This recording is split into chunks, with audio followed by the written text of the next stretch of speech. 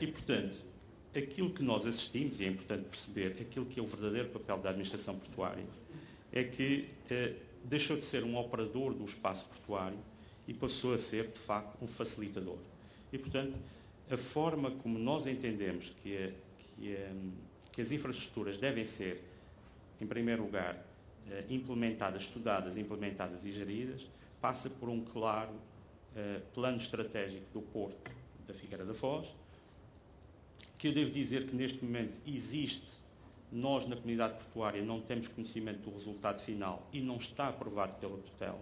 E este plano sim, deve ser, de facto, um mecanismo de acompanhamento daquilo que são as obras necessárias para se fazer o desenvolvimento do Porto. E devemos seguir aquele guião, sob pena de andarmos aos zigue-zagues e nunca irmos na direção certa.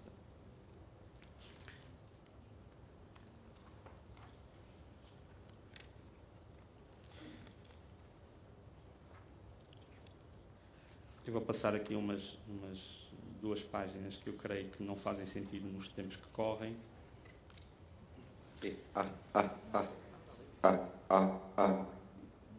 Estou? Sim. Portanto, entendemos então que a gestão efetiva da infraestrutura deve estar nas mãos de quem a possa gerir melhor e a menor custo. Portanto, identificam-se as autarquias como entidades que devem fazer essa gestão, mas nós não vamos entrar nessa discussão. Vamos falar da infraestrutura crítica. O Congresso é ali na outra sala ao lado, por favor. Há mais um orador ou...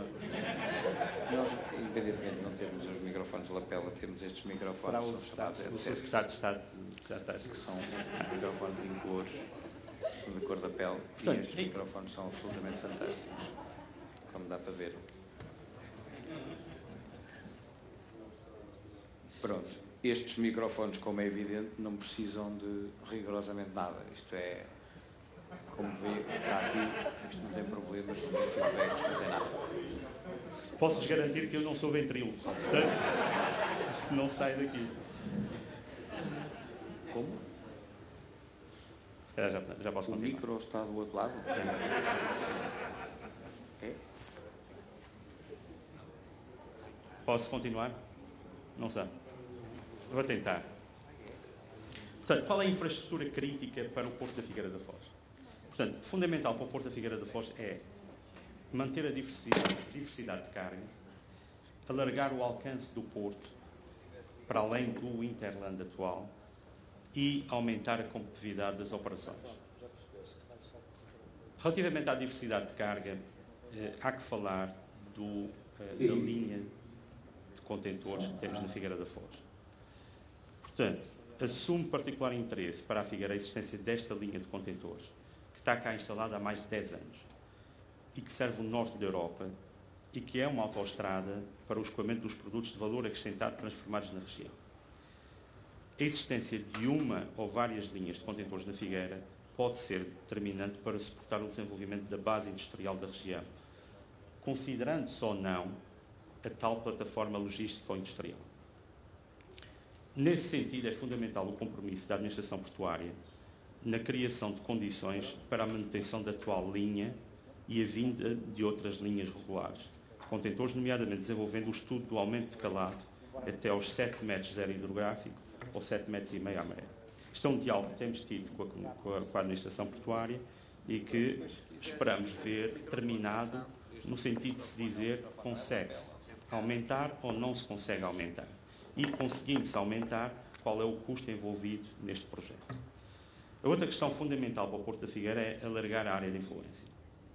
Como já foi dito atrás, a Figueira perdeu 2 potenciais ligações ferroviárias que são determinantes para alargar o Interland.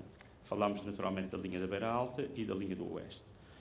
É óbvio que isto é um bocado uma pescadinha de rabo na boca, porque nós não tínhamos volume na linha, porque a CP, o operador ferroviário, também não funciona bem e passa a vida em greves, e agora não temos linha e provavelmente a CP um dia desses até funciona bem e, portanto, temos que ter algum cuidado com esta questão da infraestrutura, mas claramente a Figueira tem que garantir bons acessos ferroviários. E, portanto, manter aberto esse tipo de canais é fundamental para se alargar a área de influência da Figueira, do Porto da Figueira. A questão da ligação ao corredor E80 é outro dos pontos fundamentais. Nós temos que nos manter ativos nessa ligação e, nesse caso, quer a administração portuária, quer a Câmara Municipal, tem que fazer o seu lobbying para que nós consigamos manter essa ligação ao tal corredor E80. E, finalmente, temos que aumentar a competitividade das operações. Em termos de infraestrutura necessária para aumentar a competitividade das operações dentro do Porto, eu diria que o que nos falta é aumentar a linha ferroviária dentro do Porto, em direção aos armazéns, e finalizar um estudo que se iniciou há algum tempo sobre a questão do Terminal Sul. E, portanto, relativamente a esse estudo do Terminal Sul, há pura e simplesmente que responder a duas questões muito simples. E nós vemos aí estudos já muito elaborados e creio que não respondem a essas duas questões. A primeira é possível tecnicamente construir no Terminal Sul, e a segunda é quanto custa. Portanto, nós temos que procurar resposta a essas duas questões. E mais tarde teremos tempo de fazer estudos mais elaborados. Mas nós começamos logo a colocar objetivos muito, muito amplos no estudo e depois acabamos por não concluir nada. Concluindo, para o Porto da Figueira da Foz, as condições infraestruturais estão praticamente reunidas, faltando apenas a tal consolidação dos 6,5 metros para os 7 metros e a ligação às redes ferroviárias a construir. Entendemos que a administração portuária tem um papel determinante enquanto facilitador em todo o processo de criação da infraestrutura associada ao Porto, desde a consideração das necessidades identificadas pelos stakeholders e inscritas no plano estratégico, até à sua implementação. Entendemos que neste momento, na Figueira da Foz, temos de nos focar, para além das questões de infraestrutura, na garantia da competitividade através de, primeiro ponto, o alívio das taxas portuárias, que incidem neste momento sobre a carga, seguindo, naturalmente, a orientação da tutela, mas, obviamente, que a administração portuária tem que continuar a manter o seu equilíbrio financeiro. Mais uma vez, voltamos a um tema que não tem nada a ver com a infraestrutura, mas que é importante deixarmos sempre esta mensagem. A criação de uma pool de pilotos com o Porto de Aveiro e resolver claramente o bottleneck que nós temos na Figueira relativamente ao tema da pilotagem. E, finalmente, dar autorização aos operadores portuários para poderem investir livremente em equipamento de carga, nomeadamente gruas, sem ter que pagar a não utilização do equipamento da administração portuária. Isto é um tema crítico. Nós hoje em dia temos gruas na Figueira que são gruas, de facto, absolutamente desatualizadas, mas os operadores têm por obrigação utilizar aquelas gruas ou então pagar para as gruas se manterem inativas. E, portanto, é um tema que temos que resolver.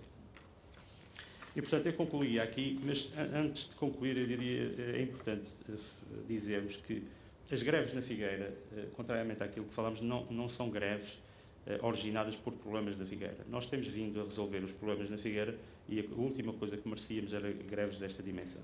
Mas são greves que congregam não só os estivadores, mas também os pilotos e os trabalhadores das administrações portuárias. E aquilo que tem vindo a acontecer é uma sobreposição de greves que nos deixa aqui com muito poucos furos para trabalhar. E, portanto, é absolutamente anacrónico nos dias que correm que nós tenhamos num porto de características absolutamente privadas trabalhadores que são funcionários públicos e que, por isso mesmo, estão, digamos assim, limitados por aquilo que se passa na função pública. É o caso dos trabalhadores das administrações públicas que devem, ou da autoridade portuária, que devem rapidamente passar para, seja passar para os operadores portuários, seja pura e simplesmente deixarem de ser considerados trabalhadores portuários. Este é um tema crítico.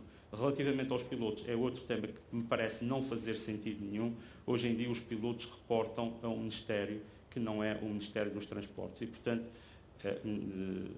há aqui também algum anacronismo em tudo isto e, portanto, temos os portos com 3 entidades diferentes a fazerem greves que não se superpõem, mas ao fazer a contabilidade das greves, nós acabamos por, de facto, não ter capacidade de trabalhar neste porto, pelo menos nas 2 próximas semanas.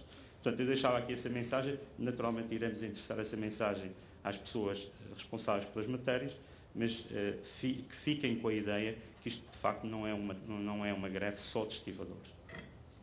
Obrigadíssimo.